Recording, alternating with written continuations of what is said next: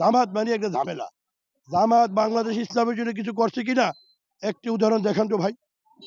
এরা প্রতিটি ক্ষেত্রে ৭১ সাল থেকে শুরু করে এবং এরশাদকে স্বৈরাচারকে টিকিয়ে রাখছিল এই জামাতি, এবং এই জামাত ফেসিবাদ শেখ হাসিনার সাথে মিটিং করে বিএনপির বিরুদ্ধে আন্দোলন সংগ্রাম করেছিল। আবারও আজকে তারা গতকালকে আমরা দেখেছি যে তারা প্রধান উপদেষ্টার কাছে গিয়েছে, তাদের বক্তব্য দিয়েছে। আমরা আমাদের নেতৃবৃন্দরা, আমাদের মহাসচিব সহ গিয়েছে, গিয়ে প্রধান উপদেষ্টার দেখা করে সাক্ষাৎ করে বলে দিয়ে আসছে যে আগামী নির্বাচন ফেব্রুয়ারিতে হবে, এবং ওনারাও আশ্বস্ত করেছেন ফেব্রুয়ারিতে নির্বাচন হবে। আজকে এসব করে কোনো লাভ হবে না।